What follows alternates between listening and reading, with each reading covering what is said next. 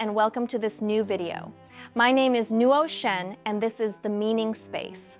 I need to apologize for using the word religion in my previous introductory videos. It was a blunder and I am sorry about that. I should have used the word spirituality or metaphysics. Nevertheless, my initial mistake triggered an idea for this video about the common mistake people do, me included, evidently, when they talk about the great mystery, the world beyond matter. First of all, is that world really beyond matter? Is it embedded in our physical world or is it above our physical world, as the ancient cultures believed? Very fine questions, and I guess nobody holds the key to the truth. Or rather, people tend to follow a certain doctrine, a set of beliefs and rules. Even the so-called atheists do, despite their pride and their firm declaration of non-believers. They do believe in something after all, but I shall not indulge in discussing the atheist point of view.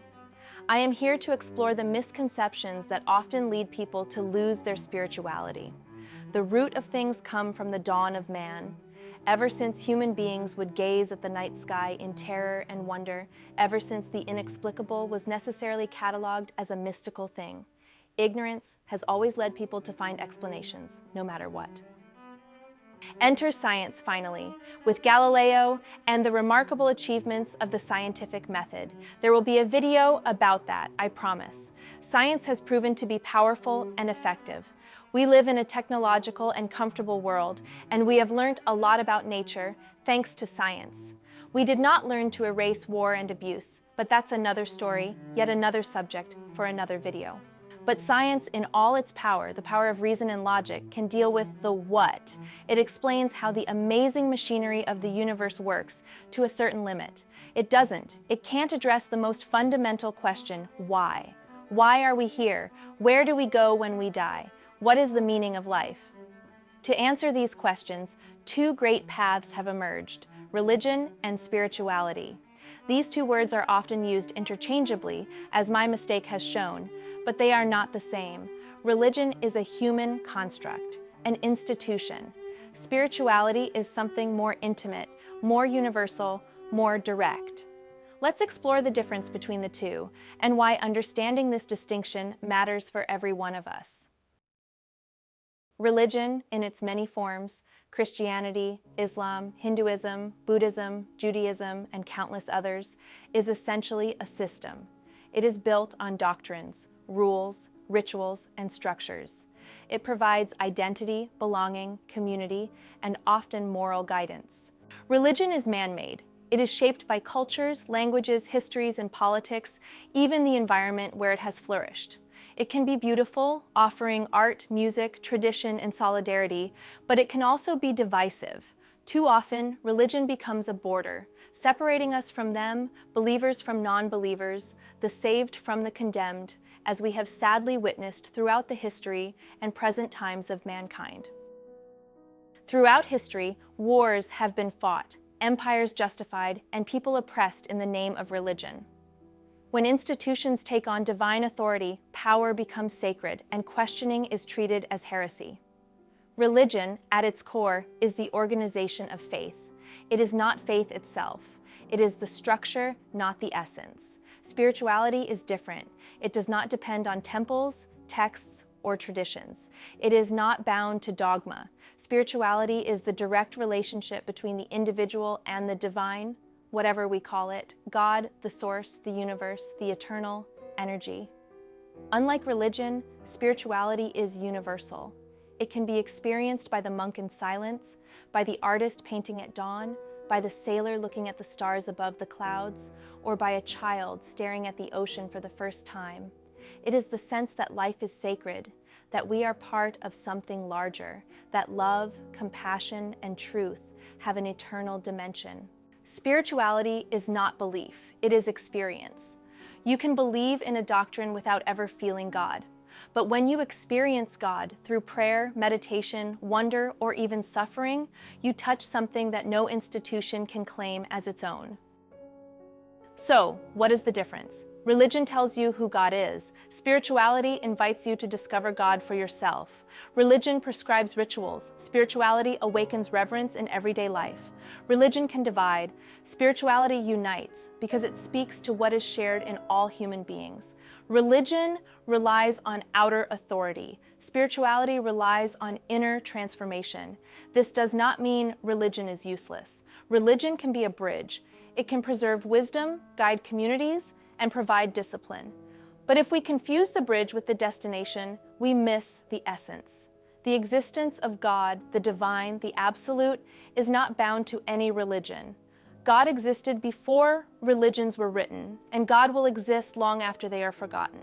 When we reduce God to a set of rules or confine the infinite to a single book, we limit what is limitless. The truth is greater than any institution can contain. To recognize this is not to reject religion, but to see it as one possible path, not the only path. It is very true, especially now, in a time when we are discovering exoplanets, planets orbiting distant stars that are not the sun. And we realize that not only the laws of physics are the same in every point in our universe, but also the elements that are the building blocks of life are commonly spread across the cosmos. Then, of course, within the 400 billion stars in our galaxy, the Milky Way, amongst the hundreds of billions of galaxies in the observable universe, there is a reasonable and statistically coherent certainty that life exists all around us in the cosmos. Here's where religion fails. The doctrine, the set of rules that are linked to the very environment from which these religions are born, loses any meaning if we consider that intelligent life can be so different and so far away. For example, the rule not to eat pork can be applied to a population of beings that inhabit a planet thousands of light years away, that might not even have a mouth or do not know what pork is. How can an established religion who professes its universality be really universal?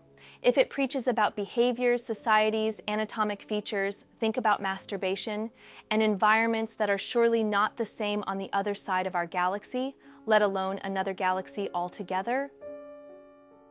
We tend to humanize everything around us. Cartoons humanize cats, dogs, and other animals or objects. We even humanize God, portrayed as an old man with a white beard.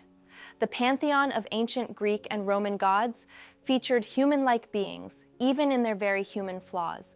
We are not doing anything different, and this is the reason why many people hate religion or don't trust any religion.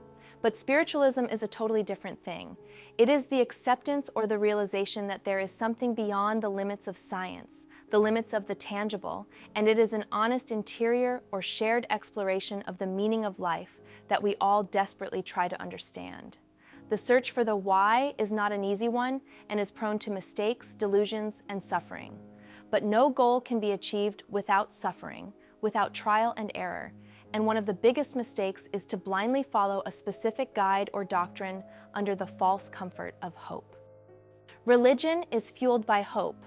Many religions promise a great reward if you behave according to their rules. But all of this is a deceit, because the set of rules is crafted to control the masses, and there is no honor in behaving for a reward. An honest path to exploring your spirituality instead is a healthy one. And in my experience, science has helped me a great deal to go deeper into the meanings. I shall produce a video about that too. In spirituality, but also in the atheist world, being good, behaving well, is a spontaneous act of love and compassion, not a hypocritical deed for a reward in the afterlife. The first step to take is to stop for a moment and analyze what you really feel, especially your sorrows. Look at them face to face and talk to yourself. I'm sure you will receive an answer. The second step requires a little bit more effort in terms of time. Study and develop critical thinking skills. Spirituality cannot and must not go against science. It is not a fight. As I said, science explains the what. Spirituality explores the why, but they work together. One complements the other. You cannot grow a belief that goes against science, because in that case, you would be yet another delusional soul who puts hope above everything else, and you will start to see what you want to see, not what is real. Tell me what you think in the comments below. Thank you very much, and see you in the next video.